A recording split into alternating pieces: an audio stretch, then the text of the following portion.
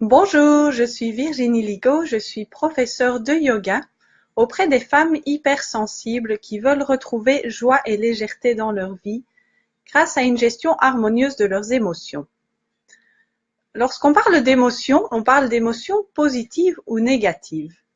Les émotions positives sont faciles à reconnaître et elles sont souvent désirées. On parle de joie, on parle d'optimisme, de contentement, de satisfaction. On parle d'espoir, on parle de confiance. Lorsqu'on parle d'émotions négatives, on peut aussi facilement les reconnaître, mais elles sont souvent moins désirées.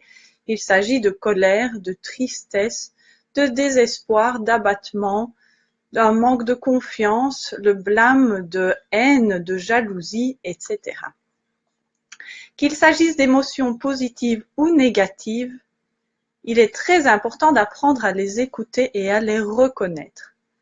Dans le cas d'émotions positives, ça veut dire que vous êtes sur la bonne voie. Vous êtes en train d'accomplir vos désirs les plus profonds. Vous ressentez l'espoir, la joie, le contentement, l'optimisme.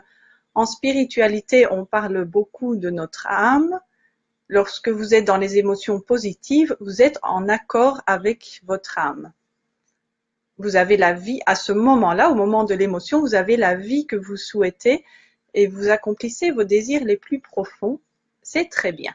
Lorsqu'il s'agit d'émotions négatives, il est d'autant plus important d'apprendre à les reconnaître et d'apprendre à lire entre les lignes. Les émotions négatives, on les dirige souvent vis-à-vis d'une personne extérieure à nous. Donc, on considère que telle personne ou tel événement ou un événement extérieur à nous est responsable de notre colère, de notre haine, de notre jalousie, de notre manque d'optimisme, de notre abattement. Or, il est extrêmement important de revenir à soi. Pourquoi?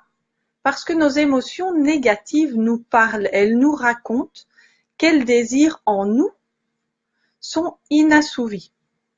Si par exemple j'éprouve de la jalousie vis-à-vis de telle personne, en apparence, il semble que cette personne soit la cause de mon émotion, puisque c'est à cause de cette personne que j'éprouve de la jalousie et que c'est inconfortable. Ça, c'est la partie émergée de l'iceberg.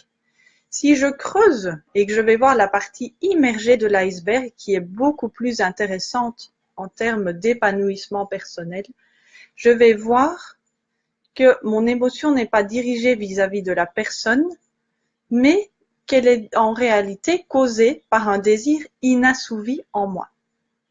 Donc, telle personne accomplit un objectif, tant mieux pour elle, mais quel est l'objectif que moi je n'ai pas accompli et qui fait que j'ai de la jalousie vis-à-vis d'une personne ou d'un événement extérieur à moi? Donc, important de toujours revenir à soi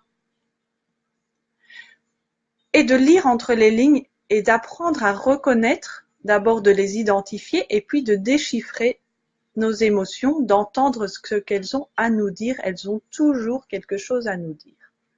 Un bon moyen pour revenir à soi et pour apprendre à écouter nos émotions, c'est de respirer. Respirer lentement et profondément, au minimum 3 fois, lorsqu'une émotion vous envahit. Où que vous soyez, même si vous êtes au bureau entouré de vos collègues, même si vous êtes à la maison entouré de votre famille, même si vous êtes au magasin dans la mauvaise file d'attente, respirez au minimum 3 fois, lentement et profondément. Faites le vide autour de vous et écoutez ce qui se passe en vous, écoutez votre émotion pour mieux apprendre à la gérer. Sur ce, je vous souhaite une belle journée remplie de douceur, de joie et d'optimisme. À bientôt!